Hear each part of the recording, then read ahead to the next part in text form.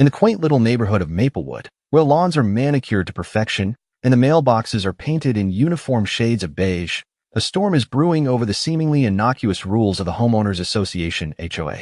Our protagonist, let's call him Bob, recently received a fine notice that would make even the most stoic homeowner raise an eyebrow. The fine? A whopping $50 for having the audacity to display a garden gnome that, according to the HOA, was not in compliance with community aesthetic standards. Yes, you heard that right, a gnome. This absurdity sets the stage for a rebellion that would make even the most seasoned revolutionaries chuckle. Bob, a mild-mannered accountant by day and a gnome enthusiast by night, found himself at the center of a conflict that was both humorous and serious. The fine notice, which he initially dismissed as a mere nuisance, quickly spiraled into a full-blown existential crisis. How could a tiny ceramic figure, with its whimsical smile and pointy hat, threaten the very fabric of community standards? As Bob delves deeper into the labyrinth of HOA regulations, he discovers that he's not alone in his plight. Neighbors, once friendly faces, are now divided into factions, Team Gnome and Team No-Gnome. The absurdity of the situation becomes increasingly apparent as Bob rallies his fellow homeowners to challenge the draconian rules that govern their lives. With each passing day, the tension escalates, and what started as a simple fine notice transforms into a comedic yet serious battle for the soul of Maplewood. The stakes are high, and the laughter is contagious as Bob and his newfound allies navigate the ridiculousness of their community's regulations. Will they succeed in overthrowing the HOA's iron grip, or will they be forever doomed to live in a gnome-less existence? Join us as we explore this hilarious yet poignant tale of rebellion against the absurdity of community rules, where the fight for freedom is as entertaining as it is enlightening. Buckle up, because this is one HOA conflict you won't want to miss. As Bob strolled up his driveway, the sun casting a warm glow over the perfectly trimmed hedges, he felt a sense of contentment wash over him. That was until he reached his mailbox, a pristine shade of beige, the color mandated by the HOA to maintain uniformity throughout Maplewood. It was a small detail, but one that Bob had embraced, believing it symbolized community spirit. However, as he opened the mailbox, his heart sank. Nestled among the usual bills and junk mail was a stark white envelope emblazoned with the HOA logo. The moment he pulled it out, a wave of shock and disbelief washed over him. The fine notice read like a bad joke, $50 for displaying a garden gnome in his front yard. Bob blinked, convinced he was reading it wrong. Surely this couldn't be real. His beloved gnome, a quirky little figure named Sir Gnomington, had been a cherished part of his garden for years, bringing him joy and laughter. The thought that it could be the cause of such a hefty fine felt utterly absurd. As he stood there staring at the notice, a mix of emotions surged through him: anger, confusion, and a tinge of betrayal. How could the HOA, an organization he thought was meant to foster community, turn against him over a harmless decoration?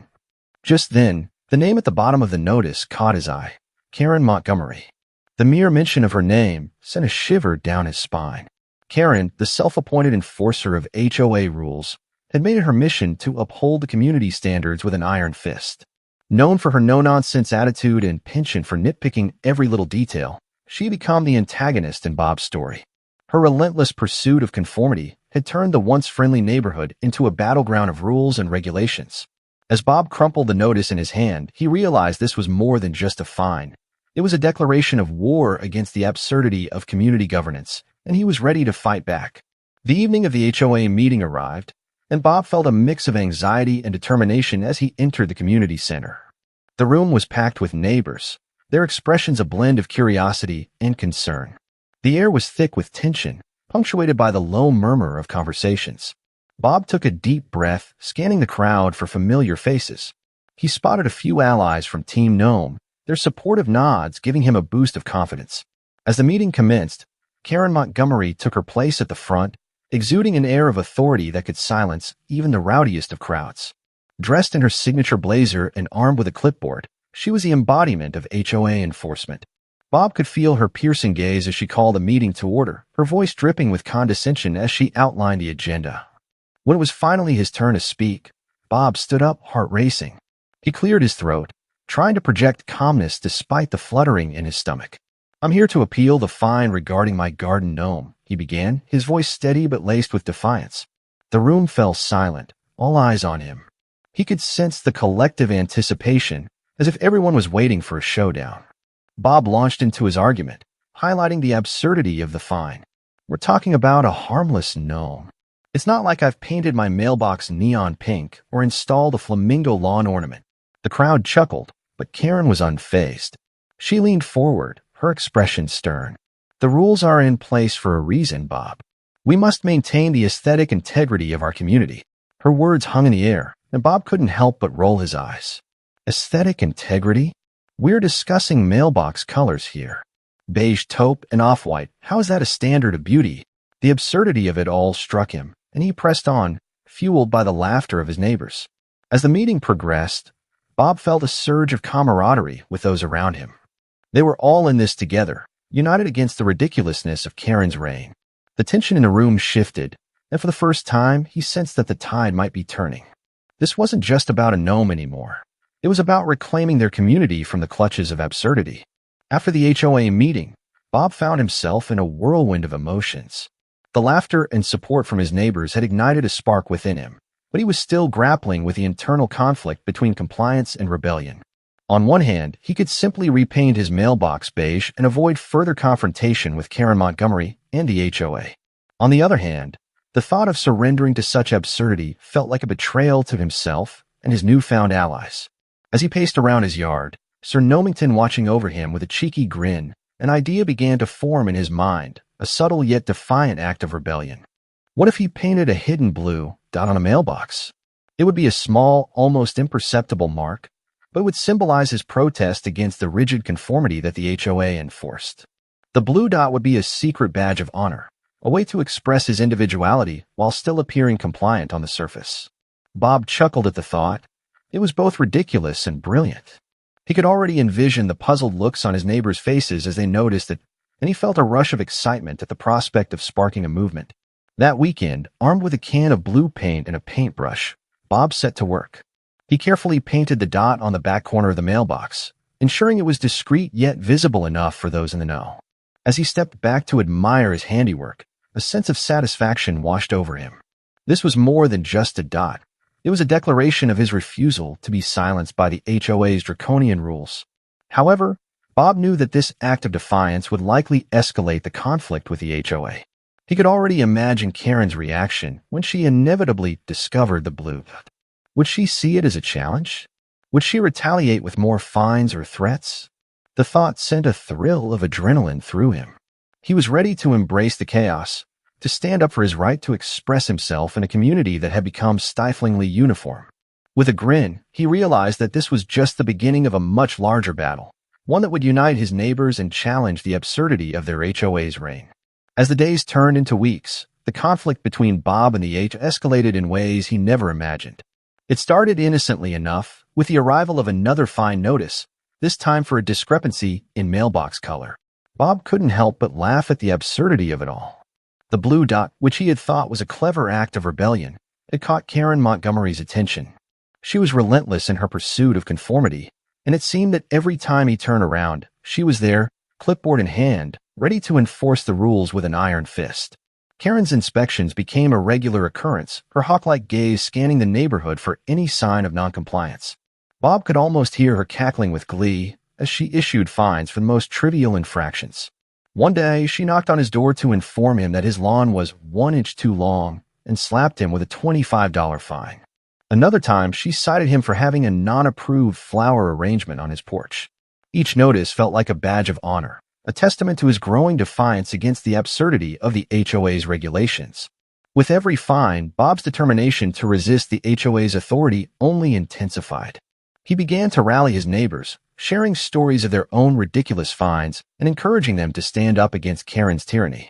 The community that had once been divided was now uniting in laughter and solidarity, each member finding strength in their shared experiences.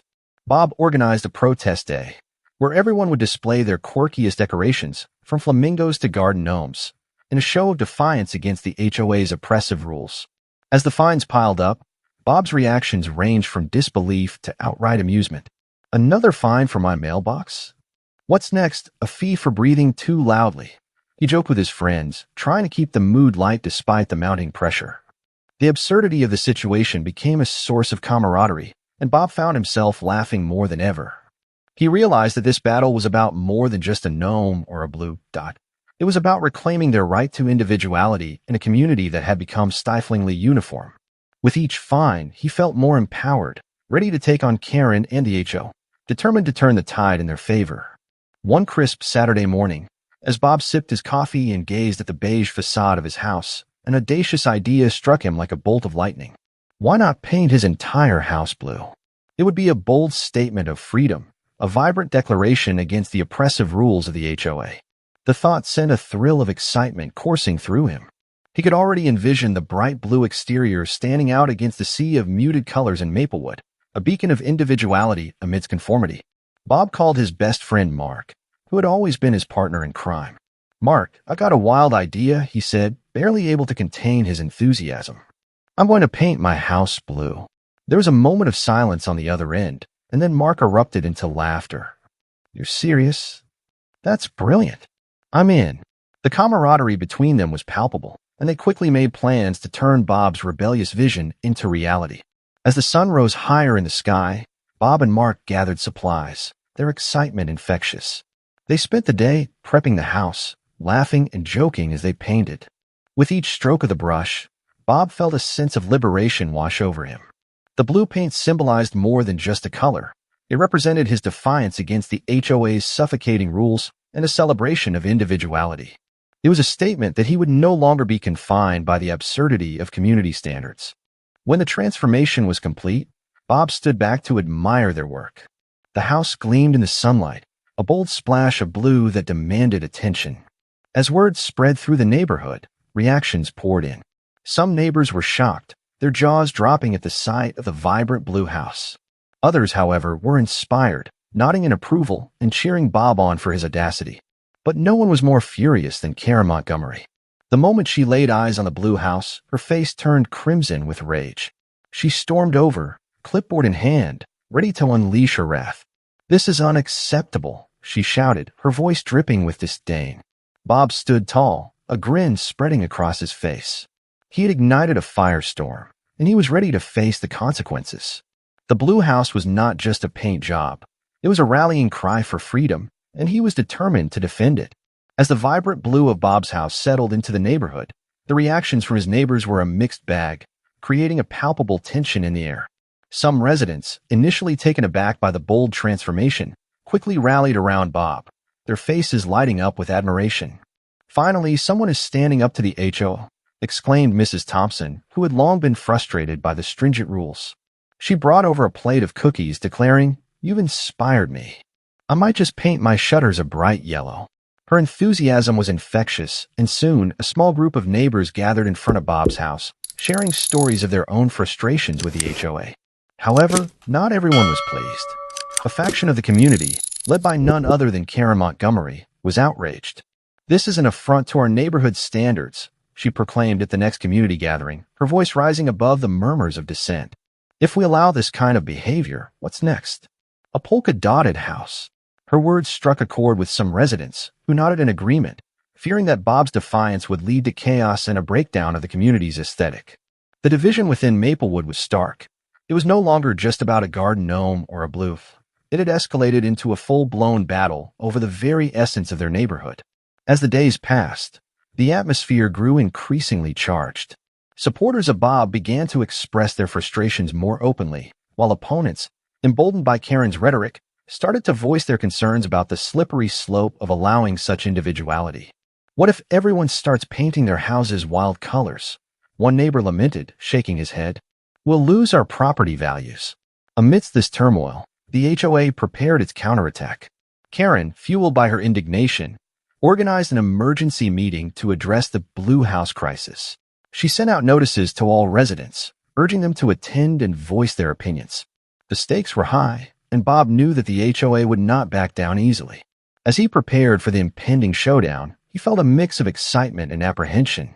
The community was at a crossroads, and he was determined to stand firm in his belief that individuality should be celebrated, not stifled.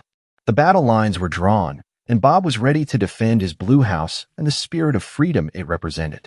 As the tension in Maplewood reached a boiling point, Bob realized that he needed to take a stand not just as a homeowner, but as a symbol of resistance against the oppressive HOA. The fines were piling up, and Karen Montgomery's relentless pursuit of conformity was becoming increasingly aggressive. It was time to seek legal help.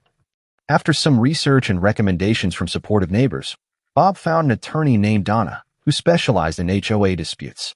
With a reputation for being both fierce and knowledgeable, she was known for taking on cases that others deemed unwinnable. When Bob met with Donna, he felt an immediate sense of relief. She was sharp, confident, and had a no-nonsense attitude that resonated with him. The HOA had a lot of power, but they can't just impose fines without justification, she explained, her voice steady. We'll need to examine their bylaws and see if they've overstepped their authority. Bob listened intently as she outlined the legal implications of the HOA's actions against him. If we can prove that their fines are arbitrary or that they're selectively enforcing rules, we can build a strong case, she added, her eyes gleaming with determination. As they discussed the specifics of his situation, Bob felt a surge of hope. Donna explained that the HOA was required to follow due process, and if they failed to do so, he could challenge their authority in court. The thought of standing up to Karen and the HOA in a legal setting was both exhilarating and daunting. He knew that this was a pivotal moment, not just for himself, but for the entire community. With the upcoming HOA meeting looming on the horizon, anticipation filled the air. Bob could already envision the confrontation, the tension crackling like electricity. He and Donna would present their case, armed with legal knowledge and the support of his neighbors. The stakes were high, and Bob felt a mix of excitement and anxiety as he prepared for the showdown. This was no longer just about a blue house. It was about challenging the status quo and fighting for the rights of every homeowner in Maplewood. With Donna by his side, he was ready to take on the HOA and reclaim his freedom. The night of the pivotal HOA meeting arrived, and the atmosphere in the community center was electric with tension. Bob sat at the front, flanked by his attorney, Donna, who exuded confidence as she prepared to confront the board. The room was packed with neighbors, their faces a mix of curiosity and support, all eager to witness the showdown between Bob and the HOA. As Karen Montgomery took her place at the head of the table, her expression was one of steely determination, ready to defend her territory. When it was Bob's turn to present his case, he stood up, heart pounding in his chest. He took a deep breath, glancing at Donna, who gave him an encouraging nod. "Thank you for allowing me to speak," he began, his voice steady despite the nerves. "I'm here to challenge the fines imposed on me for painting my house blue and to address the arbitrary enforcement of HOA rules." The murmurs in the room grew louder, and Bob could feel the weight of the audience's attention on him. As he laid out his argument, detailing the absurdity of the fines and the impact they had on his life, he could see some neighbors nodding in agreement. But it was Donna who truly took the floor when she began to reveal the HOA's illegal activities. According to the bylaws, the HOA must provide clear guidelines and follow due process when imposing fines, she stated, her voice firm and unwavering. However, it appears that these rules have not been consistently applied, and I have evidence to suggest that selective enforcement is taking place. Gasps rippled through the crowd as Donna presented documentation that highlighted discrepancies in the HOA's actions. She detailed instances where other homeowners had violated rules without facing any penalties, while Bob was being targeted for his bold choice of color. The shift in power dynamics was palpable. The board members exchanged uneasy glances, their authority suddenly challenged. Karen's facade of control began to crack as she attempted to regain her composure, but the tide had turned. Bob felt a surge of empowerment as he watched the board squirm under the weight of Donna's revelations. The community was rallying behind him. For the first time, he sensed that the HOA's grip on Maplewood was loosening. This was not just a battle for his blue house. It was a fight for fairness and transparency, and Bob was ready to see it through to the end. The aftermath of the HOA meeting was nothing short of exhilarating. As Bob stepped out of the community center, a wave of cheers erupted from the crowd of neighbors who had gathered outside. The energy was electric, and Bob felt a rush of pride swell within him. They had done it. Together, they had stood up against the oppressive rules that had stifled their individuality for far too long. The victory was not just his. It belonged to everyone who had felt the weight of the HOA's heavy hand. Karen Montgomery, once the formidable enforcer of the HOA's draconian rules, was visibly shaken. The board's decision to retract the fines and acknowledge the inconsistencies in their enforcement was a significant blow to her authority. As she walked past the crowd, her head hung low. The whispers of disbelief and triumph followed her like a shadow. Bob couldn't help but feel a sense of satisfaction watching her retreat, knowing that her reign of intimidation had come to an end. With the oppressive weight of the HOA lifted, the neighborhood began to transform. The once muted colors of Maplewood were now bursting with life. Neighbors who had long been afraid to express themselves started painting their houses in vibrant hues, planting wildflower gardens, and displaying quirky decorations. The joy was palpable, and laughter filled the air as families gathered to celebrate their newfound freedom. Bob's blue house had become a symbol of rebellion and hope, inspiring others to embrace their uniqueness. Reflecting on the significance of this victory, Bob realized that standing up against oppressive rules was about more than just aesthetics. It was about reclaiming their rights as homeowners and individuals. The community had learned that they had the power to challenge authority, and that their voices mattered. The experience had forged stronger bonds among neighbors, transforming them from passive residents into an engaged and empowered community. As Bob looked around at the colorful houses and smiling faces, he felt a profound sense of gratitude. This was a new beginning for Maplewood, a place where creativity and individuality could flourish without fear of retribution. The battle against the HOA had not only liberated him, but it also ignited a spirit of camaraderie and resilience among his neighbors. Together, they had proven that when people unite for a common cause, they can overcome even the most daunting challenges. The future looked bright, and Bob couldn't wait to see what other adventures awaited them in their vibrant, free-spirited neighborhood. Just as the jubilant atmosphere in Maplewood began to settle into a new normal, a new threat emerged on the horizon: the potential reinstatement of the HOA. The community had barely begun to enjoy their newfound freedom when whispers of a movement to bring back the HOA began to circulate. At the forefront of this initiative was Thomas Whitmore, a newcomer to the neighborhood who had quickly established himself as a vocal advocate for order and conformity. With his polished demeanor and persuasive rhetoric, Thomas presented himself as a champion of community standards, arguing that the chaos of individual expression was detrimental to property values and neighborhood cohesion. As Thomas held meetings in his backyard, he garnered a following among residents who were still uneasy about the changes. "We need structure," he proclaimed, his voice booming with authority. "Without the HOA, we risk turning Maplewood into a circus." His words resonated with some neighbors who longed for the predictability and uniformity that the HOA had once provided. The community was once again divided, with some residents rallying behind Thomas's agenda while others staunchly defended the freedom they had fought so hard to achieve. Bob felt a surge of determination as he watched the situation unfold. He knew that he couldn't sit idly by while the HOA's shadow loomed over Maplewood once more. The thought of returning to a life of restrictions and fines was unbearable. He gathered his friends and allies, calling for an emergency meeting to strategize their response.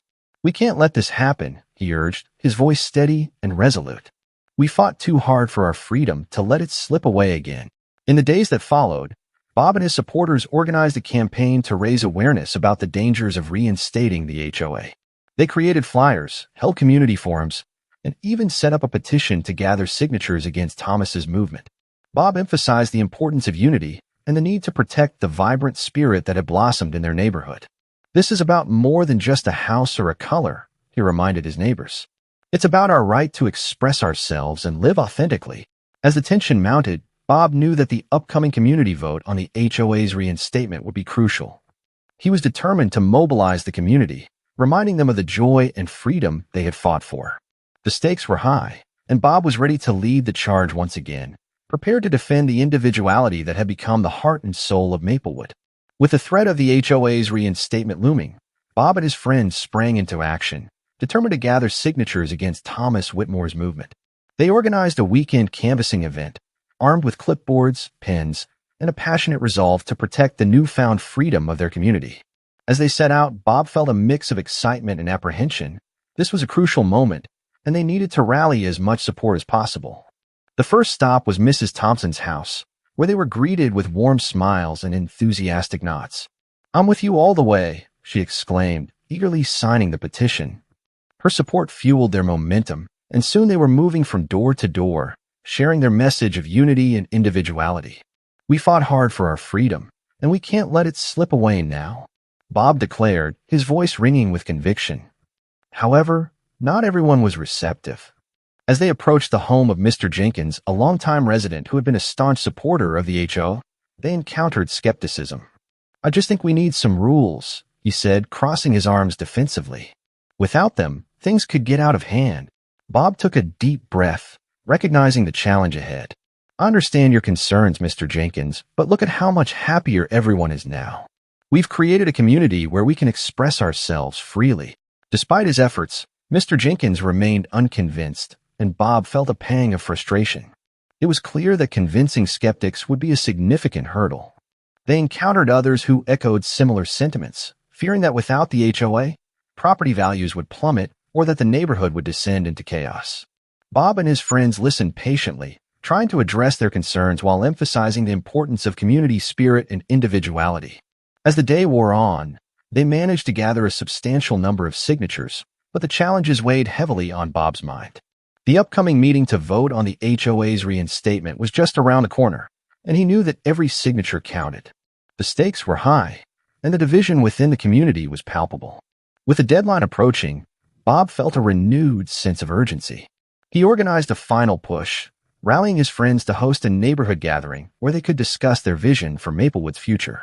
"We need to show everyone that we're united," he urged, determination shining in his eyes. The anticipation for the meeting grew, and Bob was ready to lead the charge, prepared to fight for the vibrant community they had built together. The climactic meeting to vote on the HOA's future was set in the community center, and the atmosphere buzzed with palpable tension and excitement. Neighbors filled the room, their faces a mix of anticipation and anxiety as they took their seats. Bob could feel the weight of the moment pressing down on him. This was the culmination of weeks of effort, and the stakes had never been higher. As he glanced around, he saw familiar faces, friends, supporters, and even a few skeptics who had come to hear the arguments. Thomas Whitmore stood at the front, ready to present his case for reinstating the HOA. Bob felt a surge of determination as he prepared to counter his arguments. When it was his turn to speak, he stood up, heart racing but resolute. "Thank you all for being here tonight," he began, his voice steady despite the nerves. "We've come together as a community to discuss something that affects us all. Our right to live freely and express ourselves without fear of fines or restrictions." As he spoke, Bob could see the audience leaning in, their attention focused on him. "We fought hard to break free from the oppressive rules of the HO, and look at what we've accomplished. Our neighborhood is vibrant, colorful, and filled with joy. We've created a community where we can be ourselves, where creativity flourishes, and where we support one another." The room erupted in applause, and Bob felt a rush of adrenaline. He continued, emphasizing the importance of individuality and the dangers of returning to a system that stifled their voices. Reinstating the HOA would mean giving up our freedom to choose how we live and express ourselves. We cannot allow fear of conformity to dictate our lives. The crowd responded with cheers, and Bob could see nods of agreement throughout the room. As the vote approached, the tension was thick in the air. Bob's heart raced as the community members cast their ballots, each one a testament to their desire for autonomy. When the results were finally announced, the room erupted into a chorus of cheers and applause. The overwhelming majority had voted against the HOA's reinstatement, and the sense of victory was electric. Bob felt tears of joy welling in his eyes as he embraced his friends, the weight of the world lifting off his shoulders. They had done it. They had stood together and defended their right to live freely. The community was united, and the spirit of individuality would continue to thrive in Maplewood. This was not just a victory for Bob. It was a triumph for everyone who believed in the power of community and the importance of standing up for what was right. As we reflect on the incredible journey of Bob and the Maplewood community, it's clear that their fight against the HOA was about so much more than just a blue house or a garden gnome. It was a powerful testament to the importance of standing up for personal freedoms and community values. Bob's story began with a simple find that spiraled into a movement, igniting a passion for individuality and self-expression among his neighbors. Together, they faced the oppressive weight of conformity, rallied support, and ultimately reclaimed their right to live authentically. Throughout this journey, the community learned that their voices mattered. They discovered the strength that comes from unity and the courage to challenge authority when it threatens their way of life. Bob's determination to resist the HOA's rules inspired others to embrace their uniqueness, transforming Maplewood into a vibrant tapestry of colors and creativity. This fight was not just about one man's rebellion. It was about a collective stand against the forces that sought to stifle their spirit. As you watch this story unfold, we encourage you to reflect on your own experiences with community rules. Have you ever felt constrained by regulations that seemed arbitrary or unfair? How did you respond? Bob's journey serves as a reminder that it's essential to advocate for what you believe in, whether it's in your neighborhood or beyond. Every community has its challenges, but it's the willingness to confront those challenges that fosters growth and resilience. If you found inspiration in Bob's story and the triumph of the Maplewood community, we invite you to join our journey. Subscribe to our channel for more content that celebrates individuality, community spirit, and the power of standing up for what's right. Don't forget to like this video and share it with your friends and family. Let's spread the message of empowerment and encourage others to embrace their unique voices. Together, we can create a world where everyone feels free to express themselves and where community values thrive. Thank you for being part of this incredible journey, and we can't wait to share more inspiring stories with you.